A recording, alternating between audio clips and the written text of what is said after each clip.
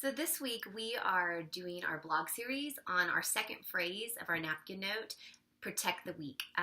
When Grant wrote the napkin note to hold in, which kind of defines our whole company, the wording he wrote is be strong, protect the weak, and love everyone. And so we've kind of just been taking week by week different phrases. So this week is protect the weak, and we have one of my favorite organizations, Heart for Lebanon, which is doing our blog post this week. And so if you haven't looked at that yet, go over there and they just talk about how they are protecting the refugees, those who've come from Iraq, those who've come from Syria, and how they are taking care of them. I had a chance to go with them last summer and get to see these teachers who are teaching these children who would not be able to have education if these teachers didn't intervene. And we got to be with these teachers. They are the neatest people, but they're really sacrificing so very much to teach these refugees. And some of the places they are dangerous, but they love them and they're caring for them. And so they are protecting the weak, those who have had to leave everything and flee from their hometown, from their family, and they are helping them get by, which I just think is amazing. But I kind of wanted to talk about this week, sometimes we think you have to go big or go home. I'm that kind of person. And so when I think of protecting the weak, I think I've got to start an orphanage, or I've got to go to the Middle East, or I have to, start a shelter for the homeless. And a lot of that can be, that's a lot of pressure for us. And we think, well, I can't do that right now in the season of life that I am. How can I protect the weak where I am on my turf right now? Because all of us are called to take care of each other. And I wanted just to give you some simple things that we've done with our family and some other people that are really incredible have done with theirs just in their own family and in their own hometown when it comes to protecting the weak. So I just wanted to kind of ask, how can you do that here? What does that look like? And I wanted just to give 3 ways that I think that we can help protect the weak in our own area, in our own home, in our own neighborhood. The first thing I think we have to do is we have to keep our eyes wide open. I think in the busyness of schedules with kids and sports and all the different things, we're running, and we kind of have a system going, and we kind of have our people that we're with all the time, and that just becomes kind of our daily life. And a lot of times we forget, that becomes comfortable to us.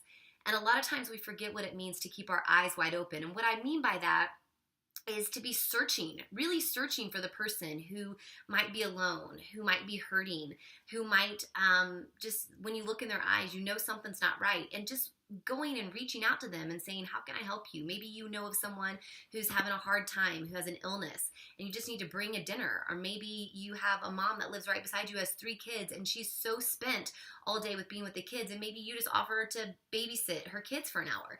I mean, it's little things like that that we just have to keep our eyes wide open to. And so that's one thing I think that has helped our family, is just to always be searching. Right now we have just moved to Colorado and we don't have a lot of friends. And so for us, we know what it feels like to be lonely. And so it's easy for us to search out those who might feel alone. So I'm always searching for people who might not be talking to someone else, or who might just look down, that we can kind of come beside them and start up a conversation. The second thing is help your kids and teach them to keep their eyes wide open. I try to take my kids with me anytime that I'm serving. So whether it's serving the homeless downtown, or whether it's serving our neighbor with a dinner, I always try to help my kids participate in that in some way, and just be very clear as to why we're doing this, why we're taking dinner, why we're serving these people, why, because that's what we're called to do. And so I take them everywhere with me, down to the homeless, to the nursing home. There's places in our area that we can go very easily. In our old neighborhood, the nursing home was a mile away. There's no reason that me and my kids can't go and visit these lonely people for 1 hour, people who may never have family, or little kids. Little kids bring so much joy. And so teaching your kids at an early age to be empathetic is a really big deal. One of our Facebook friends told us today is just, you have to be empathetic to others, and to teach your kids how to be empathetic, how to sit in their pain. The third thing is find others who are doing incredible things and support them. So maybe in this season of life, like I said, you can't be the one to spearhead something. But you know what? There are a ton of people who are spearheading things. There are a ton of people who are serving and protecting the weak and empowering the weak and teaching them how to become whole. And it's important for us to support those people, such as Heart for Lebanon, who is in the Middle East. Compassion International, you can sponsor a child. That has been so fun for us to sponsor a child and write letters back and forth to them. My kids get to do that. Even in your own community. In St. Louis, I know All Among Us is a place that is building funds for a women's shelter and a kids shelter. There are so many places, if we just research a little bit, that are already doing incredible community work that you can support, whether it be with funds, whether it be volunteering. Those things are huge. But I think it's important to be intentional about it. If we say we're going to do something, but yet we're not intentional, we don't make it into our daily life, and our family life, we're not going to do it. You know, we live away from the city right now. We live out in a place that is a little more mountainous. It's about 20 miles from the city, which isn't that far. But I have to be real intentional to make sure that we bring our kids into the city to see life that's a little bit different. I think it's so important to have your kids see something different than what they live in every day. Sometimes they don't realize how good they have it until they see other circumstances and other people that they can befriend and be in relationship with. One of the things that I think for our family, we lived in the city in Oklahoma City, and we passed homeless every day that we would drive Holden to school, and he saw that every day. And even at the ripe age of 4 years old, he already had a heart for them because he saw it.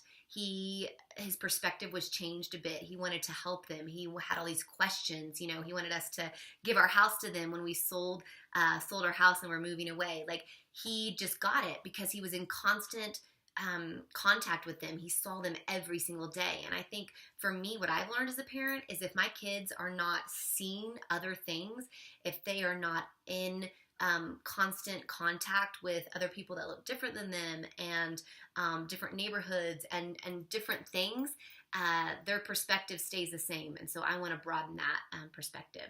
So I hope this gives you some ideas of just how you, in your own life as a busy mom or dad, or single person who has an incredible career, how you can reach out and protect those, protect the weak, protect those who are in your own community. The last thing I want to say is some of the people who we think might be weak, maybe we have a certain picture in our head, maybe it's, for some, it's a homeless person. Oh, they're so weak because they don't have this or that. And sometimes those, when you really get to know those people, are literally the strongest people that I have ever met. And so I think all of us, when we hear the word weak, we think that's such a negative word. But I don't think it's such a negative word. I think it is something that we all have to come and deal with at some point in our life. We all have been weak. We all have hit something in our life, whether it be circumstances or situations out of our control or even in our control, that have made us so weak that we need someone to just come alongside us, just journey in our pain. And I would just encourage you, if you are that person that is feeling weak and just needs a little, help or just needs a little encouragement, don't be afraid to reach out. Some of the strongest people are the ones who reach out for help and ask for help. And through that weakness, they become strong and they help others become strong just through their story. So anyway, I hope this has helped. Thanks for journeying with Be Strong Story. You can find us at bestrongstory.com and on Facebook at Be Strong Story and Instagram at Be Strong Story. Thanks. Have a great weekend.